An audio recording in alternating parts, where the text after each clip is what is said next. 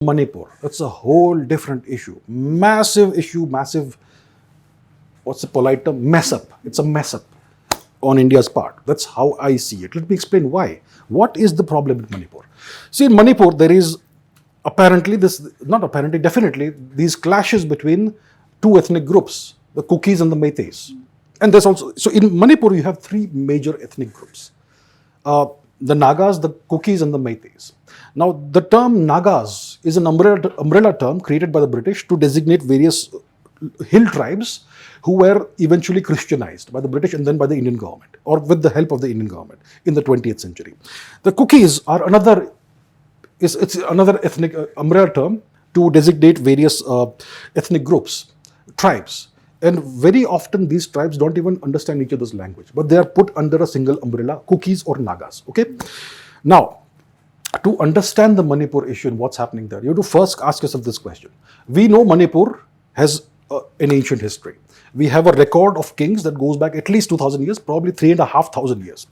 We know, how do most people see Manipur? Manipuri dance, one of our major classical dance forms, right? So we have the Manipuri language with the Manipuri list of kings, and we have the Manipuri classical dance. Now we have to ask ourselves one simple question. Out of these three ethnic groups, Meiteis, Kukis, Nagas, which ethnic group has provided all the kings of Manipur in the past 2,000 plus years? The answer is the Meiteis. Which ethnic group is the speaker of what we call the Manipuri language? It is the Meiteis. Which ethnic group has given us Manipuri classical dance and Manipuri Natya, the various art forms of Manipur? Once again, it is the Meiteis. So who are the real Manipuris? It is the Meiteis. And also the Nagas, because the Nagas also have close blood relations with the Meiteis, and they have also been around as long as the Meiteis have been around. Now, who are the Kukis? If you look at the British records of 1900, around that time, census records of Manipur, how many Kukis were in Manipur? Less than 1%. Before 1850, there were 0 Kukis in Manipur. So the British brought the Kukis in from neighboring Burma. That's one thing. Why did they bring the Kukis in? To punish the Meitei kings for fighting the British, for fighting the British occupation of the region. In 1891, there was an Anglo-Manipuri war that the Meiteis lost, the Manipuris lost. And as a punishment for fighting that war, the British did two things. Firstly, they confined the Meitei people to about 5% roughly of the territory of the Kingdom of Manipur. Only 5%. Everybody is confined in that region, the Imphal Valley region. Secondly, they pushed in lakhs of Kuki, not lakhs, initially thousands, but eventually the trickle became a flow.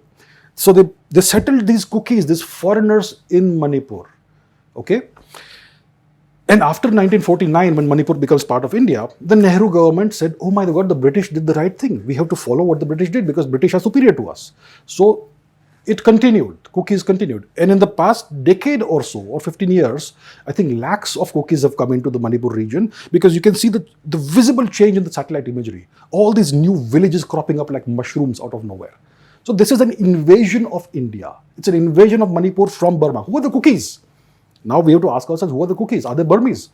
Well, ask ourselves this question. Do the Kukis speak the Burmese language? No. Do the Kukis worship Burmese gods? No. Do the Kukis follow Burmese culture? No. The Kukis aren't even Burmese. They came from somewhere further east of Burma, Yunnan or somewhere in China, and they occupied the region that is currently the bordering regions of Manipur. They are not even Burmese.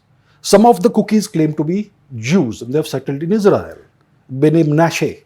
Some, and the rest claim to be Christians. This is the issue. This is a foreign invasion and occupation of at least half of the state of Manipur. That is the Manipur problem. Now, how does this tie into geopolitics? Sheikh Hasina, about a year before she was ousted in this military coup, which was sponsored by Western powers, what did she say? She said that the United States, its objective is to create an artificial Christian nation out of parts of India, Bangladesh, and Myanmar, Kuki land for Christ. Project K. That is the Manipur issue. Why is Burma important? First of all, you want to have power projection everywhere. Secondly, Burma has massive resources of rare earth minerals. If you control these regions, you control the rare earths, and those can no longer be supplied to China. You see, there's an economic reason for things, there's a geopolitical reason for things. And yeah, so that's the situation. That is the Manipur issue.